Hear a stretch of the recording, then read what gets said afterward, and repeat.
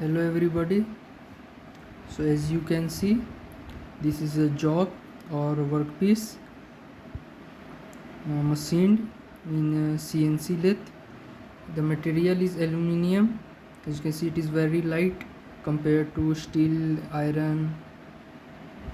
You can see, and its dimensions are 50 mm in diameter and length is around 90 mm, in which 20 mm are left to clamp in the chuck jaw of the CNC lathe, and all others dimensions are pointed is 20 mm, and from pointed to another rounded you can see there is a radius of 5 mm curve.